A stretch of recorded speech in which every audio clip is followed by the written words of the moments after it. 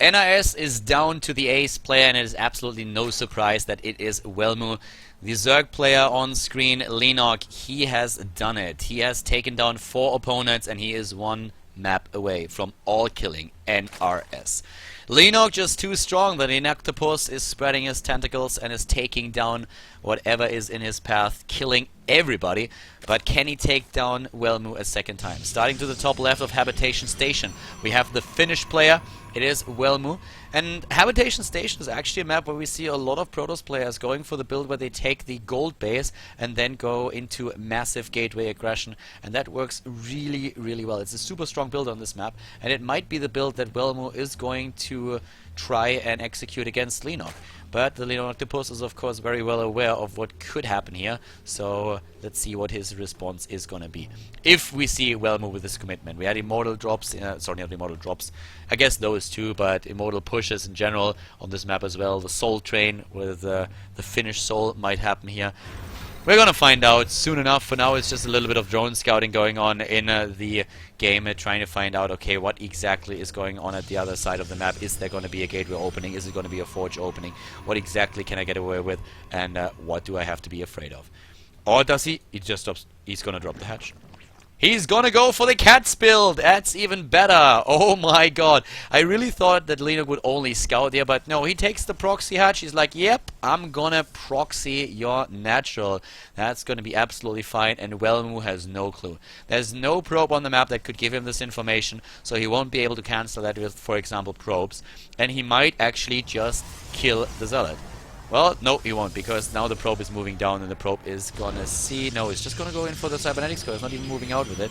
Zealot has been started, but as we already said earlier, usually Protoss players really prefer to cancel the Zealot if it's not needed, and then they just go simply for the Stalker. It might be something that we're gonna see there. With the waypoint that we currently have for him, I highly doubt that he's gonna do that, and especially with the probe now moving out. But the Zealot will never be in a position where he can take down that hatch. So Welmu is looking at this and is like, oh my god, like, what's going on here? So Leenock with gas back at home. He has the spawning pool on the way, and this is of course the one base that he wants to take. Welmu, that is, the Protoss player. We talked about that briefly, and Welmu just decides that he... Leenock decides that he doesn't give Welmu the chance to go into a normal game. Queen is going to be started. We're going to see maybe even spine crawlers being built here. There's the Queen on the way already. And let's see, all the way back at home. We have the gas nearly done, the gas actually done, so they can get speed. Zerglings are already being produced. Waits for the rest of the lava right over here. 2 Zealots, that's what he currently has. No base taken. The Overlord's still in position to see everything that's going on here. Leenock also doesn't take another base back at home. The Zealots doing the best that they can, but they will have to deal with the Lings in just a few seconds. And this is a very dire situation, especially since the Lings could just run up that ramp immediately. We also could say a single creep tumor just ruining his day. There are the Lings already, starting on those Zealots, and well, the hatch is gonna go down eventually. But he can start 2-4 more Zerglings here with ease. So far, a decent job. The rest of the Zerglings already streaming in.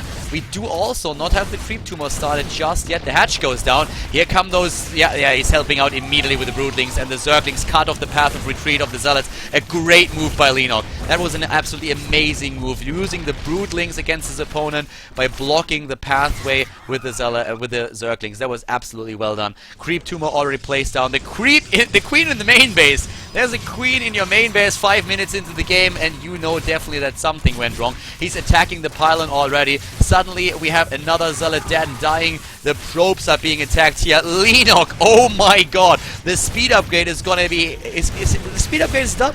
He has the speed upgrade. He's gonna get that pylon as well. He just has to stream a couple of Zerglings across the map. There was a bit of an attempted block, but here comes the hatch. And he is gonna get even more harvesters. It's 20 against 16. We have still the harvester lead for Welmu here, but oh my god, Leenock, here this guy is just crazy. The warp gate research isn't done. The warp gate research is not done. That's the biggest problem with the entire thing here, that he wasn't able to get that into the game. He will now, of course, get that a little bit delayed, but still, we have creep tumors being placed down at the natural, therefore he won't be able to take this one. He might try to take the gold base right over here, but this is getting crazy, and I love it. It's absolutely brutal to see such a game. From a Protoss player's perspective right now. Welmu is probably just sitting there and like, oh my god, really, this is happening to me.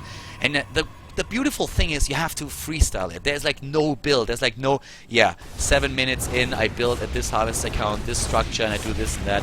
No, even the pylon has to be killed here to make sure that he can get back down with a probe. I love those games where just all the strategy goes out the window and players have to freestyle it and have to really trust to their intuition and try to make that work. Now the creep is being spread here already. There's of course no detection. Another creep tumor right over there. He might get that third base, sorry, the natural over at the gold. Oh my god! He's getting the sentry. He's getting one of them.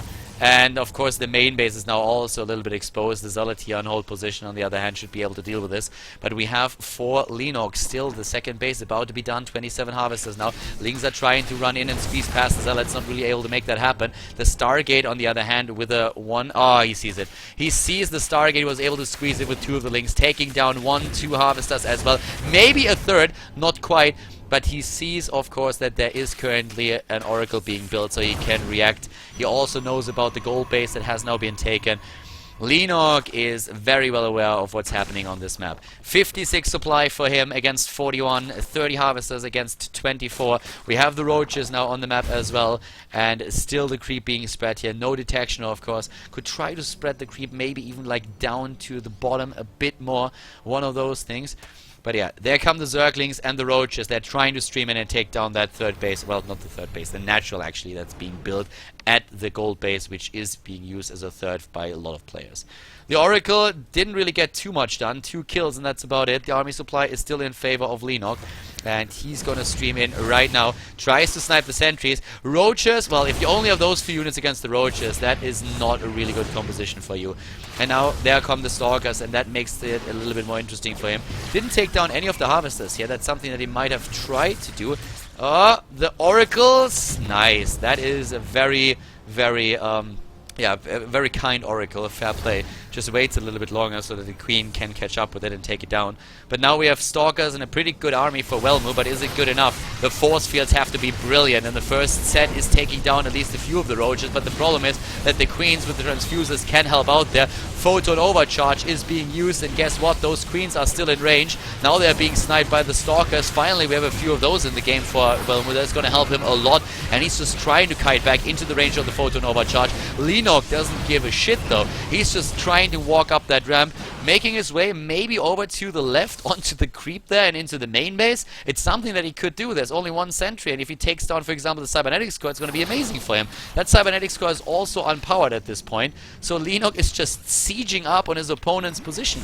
We have him with 45 army supply against 28, and this is getting a little bit crazy. Over there, the wall with only 1 single sentry, and now we have the units moving in. There is no Photon Overcharge left. Welmu is doing what he can. He's down to 5 Stalkers though. 5 Stalkers, that's all that he's got. There's 12 Roaches, 4 Queens entering his natural, the gold base.